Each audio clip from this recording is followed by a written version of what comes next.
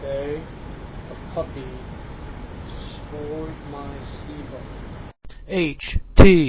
HTKB, HTKB, HTKB. This is the house that Kamurai built. Time to get started. So I did a video response earlier to Amy McLean's about 9 Dead. It got me thinking about 9 Dead, and it got me thinking about Saw, and about morality and right and wrong, and it reminded me about, I had done a post about villains versus heroes once upon a time, because I've always found villains more interesting. Heroes tend to be very boring, and they must follow in the guidelines of this, of their morality. They stay within these bounds. Villains do typically whatever they want, but they typically don't think of themselves as evil. Few supervillains go, oh, I'm evil and I'm doing this, oh, I'm going to be a naughty vampire god and play. Most of them feel justified in what they're doing one way or the other. Big Saw and Saw. But I've always been fascinated with villains and trying to see it from their perspective. Watchmen. Watchmen's a great example. You've got anti-heroes, which everybody loves, because they're heroes that don't have rules. They've got a general guideline they're shooting. Rorschach. He killed criminals, which makes him a murderer. He killed people that did society no good and more than likely needed to be removed from society. He was a simple guy. He wasn't Dr. Manhattan, who could do literally almost anything. He wasn't Ozymandias, the smartest man in the world. He wasn't anything like that. So there's great examples out there about right and wrong and morality. Heroes, anti-heroes, villains, and victims. Because when you get down to it, any major character in any major story will be one of the following things: hero, villain, or a victim. A victim is usually someone who gets hurt by a villain, possibly a hero in rare cases. A villain is usually someone who's hurting people or is portrayed to be the bad guy in more generalized cases. Heroes are people who generally combat villains to try to help people. You rarely see hero go against hero. You see villains go against villains all the time. So you can have a whole story with nothing but villains, and sometimes those villains might be victims. Like you can have a story where it's nothing but victims, but it tends to be very drab and boring and an end-of-the-world type of thing. You can have a story with nothing but heroes, but it's really boring. Getting on to what I was just, this kind of the continuation of my post about villains versus heroes, because I've always been fascinated with villains more than heroes, and my top 10 in no real particular order goes something like this. Venom and Carnage from the Marvel Universe. Spider-Man's enemies with this alien symbiote. Carnage actually has the birth son of Venom's symbiote. Venom was such a great character because it fought like someone who felt wrong versus someone with the power to handle everything and a thirst for violence. That being Venom's side. Venom gave birth to Carnage by giving the Joker the symbiote, because Cletus Cassidy was just a murdering psychopath. Giving him superpowers makes him a wonderful villain to try to fight some serious stakes at hand.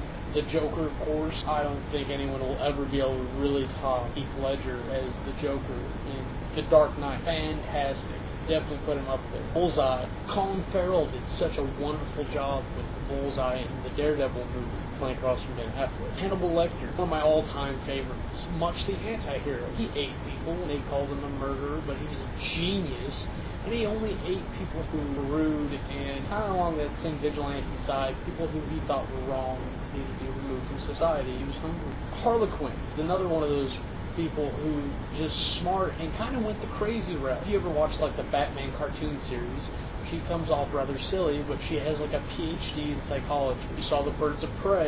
She was portrayed rather well as a psychiatrist who was a little nutter, especially after the death of the Joker. Sylar from Hero, a fantastic villain. And he only got stronger the longer everyone let him live, so it was more of a challenge every time. The next three might be a little bit more obscure. There was an anime OVA called Iria. Zerum was this unstoppable monster, almost literally invincible. Think of it as like impenetrable skin. He just went around killing everybody. Great OVA to watch. If you've ever played Final Fantasy Tactics, I'll bring this game up again and again. One of the villains is Gormod, a person. He's essentially a person possessed by a demon working as what they call shrine knights, who aren't actually under the church but are closely associated with them in that game. and he just kills everybody, and he even kills his own son under demonic possession, merciless. The most obscure of this is probably Horus from the Warhammer 40k universe. He's the one that led the rebellion against the human empire with renegade space marine chapters, and there's nothing like someone trying to take on an entire galaxy's worth of an empire, regardless of the means to do it. A little crazy, and it was great to read through and see him actually lose his mind. Credit where credit's due. There are a few heroes that I do enjoy, and they tend to be much more along the anti-heroes. Rorschach's at the top of the list, but when I originally made this list, Watchmen hadn't come out yet. Marv from Sin City, normal dumb guy, just got brute strength and amazing durability, crazy. E from V for Vendetta, again, normal type human, just trying to do the extraordinary thing. Batman has always been a DC favorite of mine. Really, all the Gotham Knights crew, from Robin to Nightwing to Batgirl to Oracle, they're all a great crowd to try to get into. Iria from the OVA I mentioned, Iria is another good one. Just a human bounty hunter apprentice trying to take on Zero. Watch it go, it'll make more sense. Shadowhawk, an Image character who really ended up being a poor man's Batman with a much darker side. He was known for crippling villains with back injury. Somewhere between Batman and Rorschach. Right, let's superpower it up. It could be Daredevil, probably the least superhuman of the superhuman heroes ever. Just a blind guy who, if your senses happen to be heightened, from that he gets an almost superhuman agility. Can't touch Spider-Man, what referred to as sonar hearing. But theoretically, you get a heightened sense of sound from losing your sight because your brain compensates. Spider-Man is one of my all-time favorites because he's not really that superpowered. Yeah, he can pick up a car if he wanted to. Yeah, he can fall from a skyscraper and live. Other than that, just not going to take down the Hulk on his own. He'd honestly have trouble fighting Captain America one-on-one if it came down to it. Colossus is another guy who's really just a normal Russian guy who happened to get this mutant power to be invincible, and he's got considerable strength as a side effect. I don't think he's anywhere close enough to take on him, but he apparently manages to throw Wolverine, so he's got to be pretty strong. I'm on that topic. Wolverine is a little over the top for me, as much as I like him as a character just for his ruthlessness. Spawn was always a fan favorite of mine as well, more because in anything he rode the dark side of being a hero, and he fought all the villains in probably like the worst ways possible.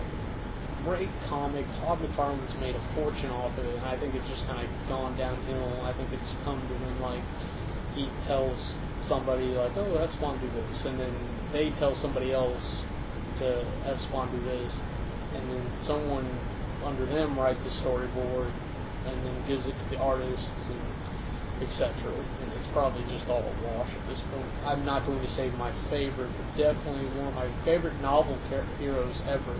Anita Blake, Vampire Hunter. It's from a series of books by Laurel K. Hamilton.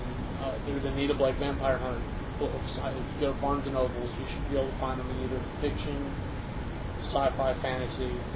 I think I found them in romance once by mistake, because as the series goes on, there's a little bit of loving going on, but I don't know if I would exactly always call it romance. Anyways, that was my shared perspective about heroes and villains and some of my favorites. I hope everybody enjoyed it. I'm Kamurai. Have a nice day.